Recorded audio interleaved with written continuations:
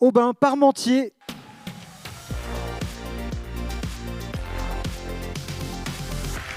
Bonsoir Aubin, de l'École Polytechnique, Institut photovoltaïque d'Île-de-France, intitulé de votre thèse « Encapsulation de cellules solaires par la méthode de dépôt de couches minces ALD, Atomic Layer Deposition ». Est-ce que vous êtes prêt, Aubin? Oui. Alors vous déclenchez le chronomètre quand vous le souhaitez.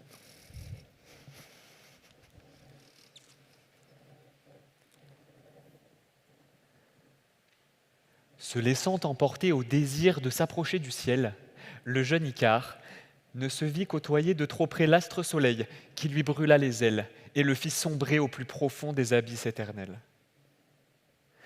À la manière d'Ovide dans ses Métamorphoses, laissez-moi aujourd'hui vous raconter la fantastique histoire, non pas d'un seul homme, mais d'une multitude, œuvrant à la fortification de leurs antiques ailes de cire dans le but, non pas des moindres, de dompter le soleil.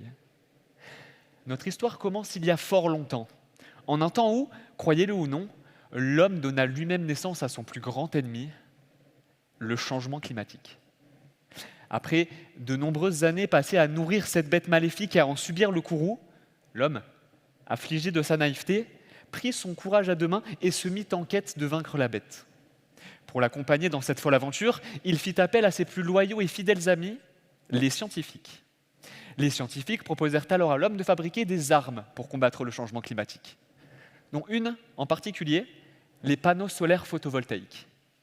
Ainsi naquit de leur forge une première lame émoussée, que vous connaissez sans doute, les panneaux solaires au silicium, une arme utile pour blesser la bête, mais bien trop peu performante pour la tuer. Nos compagnons d'aventure n'eurent donc le choix que de mettre au point de nouveaux matériaux plus performants.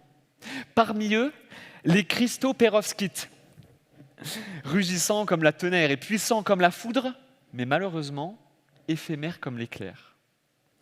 L'enjeu est en effet d'augmenter la durée de vie de ces matériaux. Ils sont par exemple extrêmement sensibles à l'humidité ambiante qui pénètre au sein des cristaux et les dégrade. C'est ici que ma thèse intervient. Afin d'empêcher l'humidité d'altérer les cellules solaires, je les encapsule. C'est-à-dire que je les recouvre de matériaux protecteurs qui les isolent de l'environnement extérieur. Ces couches protectrices doivent donc, elles, être résistantes à l'eau, être transparentes pour permettre aux rayons du soleil d'atteindre les cellules solaires et être flexibles pour encaisser les contraintes mécaniques que les panneaux solaires peuvent subir. La méthode que j'utilise dans ma thèse me permet de déposer des couches faites à partir d'une grande quantité de matériaux, et ce, pour des épaisseurs 100 000 fois plus fines que l'épaisseur d'une feuille de papier.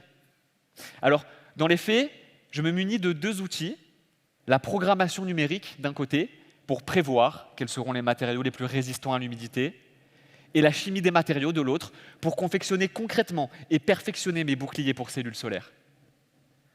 Ainsi, pas à pas, bercés au rythme de leurs efforts conjoints et mus par la volonté de s'édifier des ailes d'une ineffable vigueur, l'homme et les scientifiques progressent et entrevoient un peu plus chaque jour leur victoire sur l'oppressant joug du changement climatique.